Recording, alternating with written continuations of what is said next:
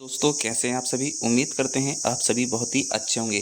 तो दोस्तों एक बहुत बड़ी खबर आ रही है उत्तर प्रदेश से। उत्तर प्रदेश आउटसोर्स सेवा निगम को लेकर के बहुत बड़ी अपडेट है। काफ़ी साथी हमारे उत्तर प्रदेश के हमसे जुड़े हुए हैं और लगातार कमेंट कर रहे हैं कि भाई उत्तर प्रदेश के बारे में कुछ बताइए कि आउटसोर्स सेवा निगम में क्या चल रहा है। तो आउटसोर्स सेवा निगम से बहुत बड़ी अपडेट सामने आई है दोस्तों। इस वीडियो में हम विस्तार से उस खबर को जानने वाले हैं। यदि आप चैनल पर नए हैं चैनल को सब्सक्राइब जरूर करिएगा, बेल आइकन को प्रेस कर लीजिए ताकि आने वाली तमाम अपडेट हम आपको देते रहें। चलिए बताते हैं पूरी क्या है अपडेट। तो दोस्तों उत्तर प्रदेश आउटसोर्स सेवा निगम को लेकर बहुत बड़ी अपडेट आई है, जिसमें 18,000 न्यूनतम वेतन देने की बात कही जा रही है।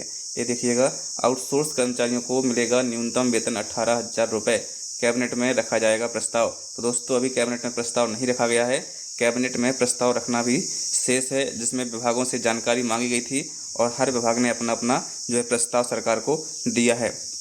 अब फाइनल प्रस्ताव पे मोहर लगना शेष है दोस्तों। यहाँ पर लिखा है, देखिए आप देख सकते हैं, जब से उत्तर प्रदेश सरकार के द्वारा प्रदेश में कार्यरत आउटसोर्स कर्मचारियों की देखरेख और आउटसोर्स भर्ती के लिए यूपी आउटसोर्स सेवा निगम के गठन की जो है बात चल रही है दोस्तों।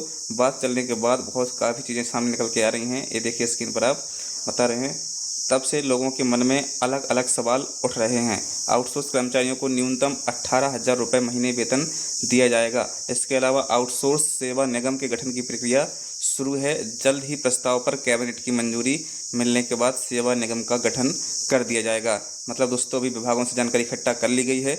अब सिर्फ जो है विभागों से प्रस्ताव आ गए हैं कैबिनेट की, इसमें जो है मुहर लगना शेष है।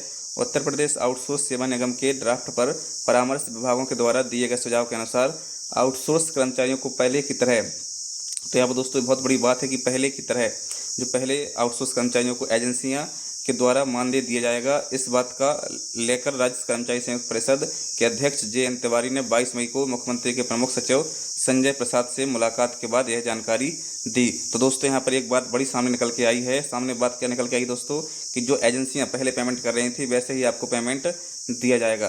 तो ये कहीं ना कहीं एक बहुत जो है सही नहीं है, ऐसा नहीं होना चाहिए। डायरेक्ट आउटसोर्स सेवा निगम के थ्रू ही इन कर्मचारियों को पेमेंट होना चाहिए था, एजेंसियों के थ्रू नहीं। कहीं ना कहीं ये बात जरूर जो है हमारे आउटसोर्स ठेका स्थायी कर्मचारियों को खलेगी आउटसोर्स सेवा निगम में। यदि एजेंसियां ही रहेंगी तो शोषण लगातार जारी रहेगा मेरे हिसाब से। अब आपके क्या इसमें राय है हमें कमेंट बॉक्स में बताइएगा। आगे आपको खबर बताते हैं क्या है पूरी अपडेट।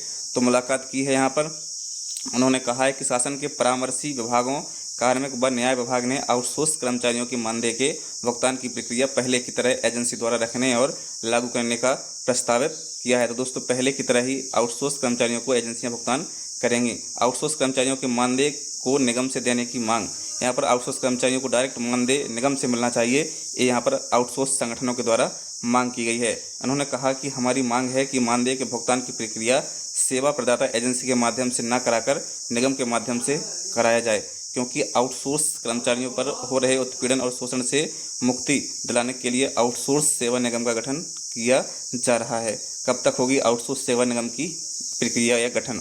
दोस्तों यहाँ पर जो है सूत्रों के द्वारा खबर आई है कि उत्तर प्रदेश में आउटसोर्स सेवा निगम के गठन की प्रक्रिया चल रही है। परामर्शी विभागों ने अपने सुझाव दे दिए हैं। अब सचिवालय प्रशासन विभाग प्रस्ताव पर मुख्य सचिव का मार्गदर्शन ले रहा है। इसके बाद मुख्यमंत्री की सहमति के बाद इसे कैबिनेट के समक्ष मंजूरी के लिए पेश किया जाएगा। कैबिनेट से मंजूरी मिलने के बाद यूपी में आउटसोर्स सेवा निगम का गठन किया जाएगा। 18,000 रुपये जो है न्यूनतम वेतन यहाँ पर की मांग की गई है कि यही 18,000 रुपये न्यूनतम वेतन होना चाहिए। उत्तर प्रदेश आउटसोर्स सेवा निगम की गठन की लगभग सभी प्रक्रियाएं औपचारिक रूप से पूरी हो रही हैं। आउटसोर्स कर्मचारियों को न्यूनतम वेतन 18,000 मानदेय दिए जाने का प्रस्तावित किया जा रहा है। इसके अलावा कर्मचारियों की सैलरी एजेंसी के द्वारा न देकर निगम के द्वारा दी जाने की मांग बहुत जोर शोर से चल रही है और ये मांग हम अपने चैनल के माध्यम से अपने दोस्तों तक पहुंचा रहे हैं कि ऐसा होना चाहिए। आप सभी भी मांग करिए कि जो है आउटसोर्स कर्मचारियों को सीधा आउटसोर्स निगम से वेतन मिले, ना कि एजेंसी के द्वारा। यदि एजेंसी के द्वारा पेमेंट मिलता है तो शोषण बराबर होगा, कोई इसमें जो है इसका लाभ नहीं होगा आउटसोर्स निगम के, है ना। हालांकि ड्राफ्ट में निगम के द्वारा मान्य देने की प्रस्ताव है, लेकिन परामर्शी विभागों ने इससे पहले की तरह रखने का सुझाव दिया है। तो जो सुझाव मांगे गए थे, जो परामर्शी विभाग थे या जो परामर्शी समिति बनी थी, उनके द्वारा यही सुझाव दिए गए हैं कि इनको जो है पेमेंट पहले की तरह ही जो है आउटसोर्स एजेंसी यानी सेवा प्रदाता कंपनियों के द्वारा ही दिया जाए। तो यहाँ पर विरोध जरूरी है, हम भी इस चीज़ का विरोध करते हैं, क्योंकि ये यूपी सरकार इतना बड़ा आउटसोर्स निगम बना रही है, तो डायरेक्ट इन कर्मचारियों को आउटसोर्स निगम से ही पेमेंट मिलना चाहिए, ना कि एजेंसियों के थ्रू। यदि एजेंसियों के थ्रू पेमेंट मिलता है तो मेरे हिसाब से शोषण नहीं रुकेगा और लगातार हमारे इन आउटसोर्स ठेका कर्मचारियों को शोषण का शिकार होना होगा।